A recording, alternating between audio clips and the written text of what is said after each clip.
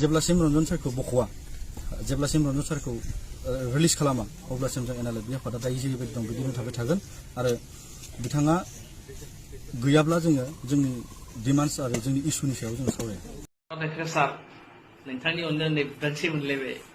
नों थानाय माने आं थानाय, नों गैला माने आंबो गैला, आंनि जिबना सेस जागोन। सार दावराव देख्रेब नोंनि अननायावनो नै बुदांसे मोनलायबाय आं।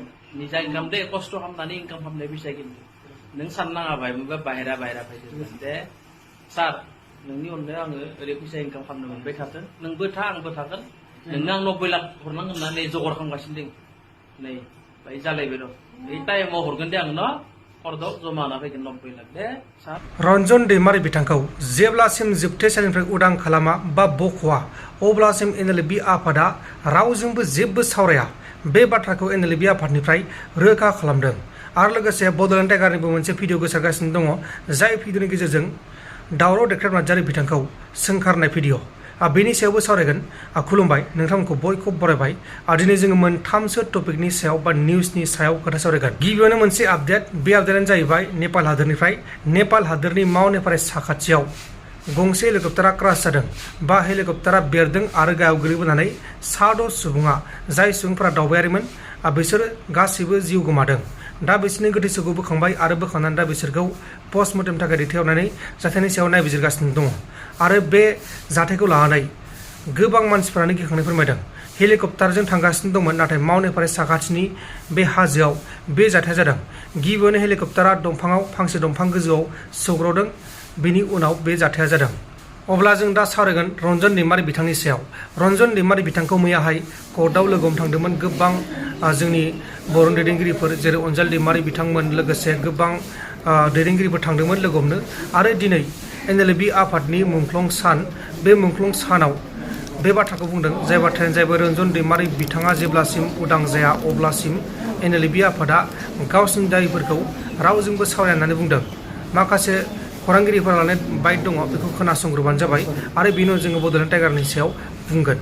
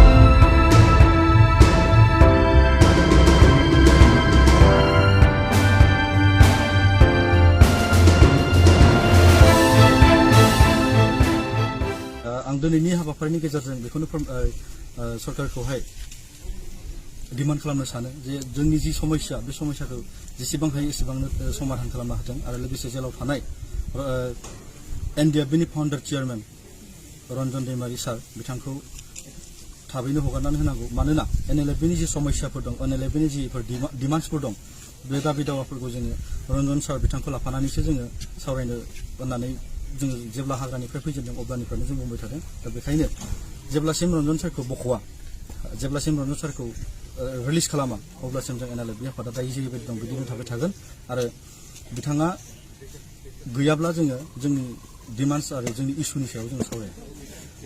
दा एनएलएफबि जोनोम जानायनि आन्दोआव गुबै जाहोना बेफोरनो। दिनै एनडिएफबिनि माखासे समस्याफोर, एनडिएफबि हिसाबै मोनब्रै फेक्सन, बे मोनब्रै फेक्सननि समस्याफोरा दिनैसिम आबुं जायाखै। दा बेफोरखौ नोजोर बोनानैनो एनएलएफबिया दिनै आखायाव फिन आरो हाथियार लानानै सोमावसारनो गोनां जादों। दा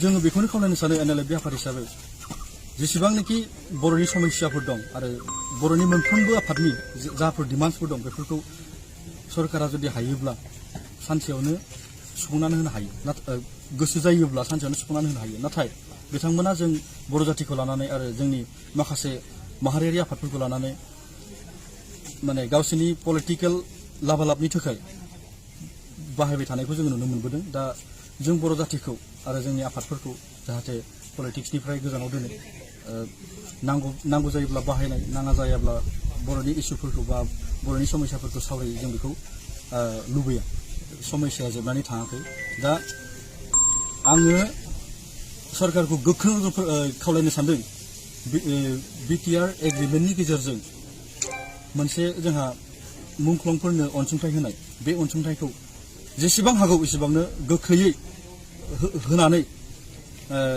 बिटिआरनि मोनसे दफाखौ इमप्लिमेन्ट खालामनायखौ जों लुबैदों गिबिसिनथाराव जुदि मुंख्लंफोरनो अनसुंथाइ होनायखौ मावफुङोब्ला जोंहा एनएलएफबि आफाद हिसाबै जोबोद गोजोननाय दङ अब्ला नोंथांमोना बेखौ खोनाबाय जानांगौ दायो जोंना फैदो बड'लेण्ड टाइगार बड'लेण्ड टाइगारा दावराव देख्रेब नार्जारि बिथांनि सायाव माखासे बाथ्रा बुंदों गोबां बाथ्रा बुंदों माखासे माने गोबां गाज्रि बाथ्रा बुंदों दा बेनि सायावनो माखासे इउटिउबारफ्राबो भिडिअ बानायदों आरो दा बेखौनो आं आपडेट लाना फैदों नोंथांना माखासे खोथाखौ खोनासंग्रो दावराव देख्रेबनि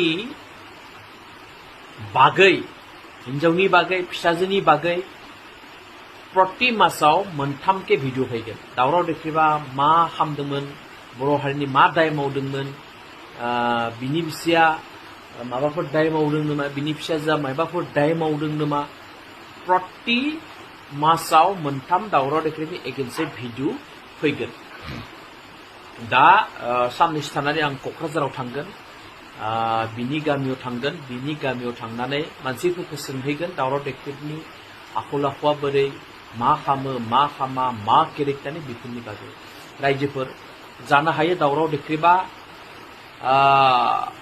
जेलाव थांना फैनायनि उनाव जोबोर फैसानि आंखाल जादों फारसेथिंजायहाय बिपिएफनिबो सरकार गैला फैसा थाखानि प्रब्लेम जानो हायो बेनिखायनो बिथाङा दिनै 90 लाख फैसा बिनानै आंनियाव आंखौ केस खालामनाय जादों बेनिखायनो आं सानो बिथाङा जोबोर फैसानि आंखाल गोलैनो हायो जानो हायो बिथाङा जांगिया बायनो हायाखै जानो हायो बिथाङा आन्डारपेन्ट बायनो हायाखै जानो हायो बिथाङा XYZ बायनो हायाखै गावनि थाखाय गावनि ड्रेस बायनो हायाखै गथ' गथायनि ड्रेसफोर बायनो हायाखैबो जानो हायो हिन्जावनि ड्रेसफोर बायना होनो हायाखैबो जानो हायो बेनिखायनो आंनियाव फैसा बिनानै आंखौ केस होदों बेनिखायनो आं फैसाखौ दानिफ्रायनो एसे एनै बुथुमगासिनो दङ बेनिखायनो रायजोफोर नोंथांमोनाबो एसे खबर लानाया मोजां आरो बिथांनो थाइसे थाइनै जि हायो बारा होनाङा थाइसे थाइनै कालेक्सन खालामनानै जुदि दावराव देख्रेबनो जुदि होयोब्ला मोजां जायो थारमाने आंखालाव गोलैनो हायो अब्ला लोगोफोर नोंथांमोना खोनाखाबाय जानांगौ बड'लेण्ड टाइगारा मा बुंखो मा माखो गासिबो बाथ्राखौनो अब्ला नोंथांमोना बेनि सायाव मा बुंनो सानो बेबायदि बाथ्रा बुंनाया मोजां ना गाज्रि नैबे कमेन्ट बक्सनि गेजेराव फोरमायहरबानो जाबाय अब्ला लोगोफोर जाय बिथांमोना आंनि चेनेलाव गोदानै फैदों बिथांमोना साबस्क्राइब खालामनो हायो आरो जुदि भिडिअखौ मोजां मोनदोंबा लाइक खालामनो हायो गोजोन्थों एसेनोसै जय बर' हारिनि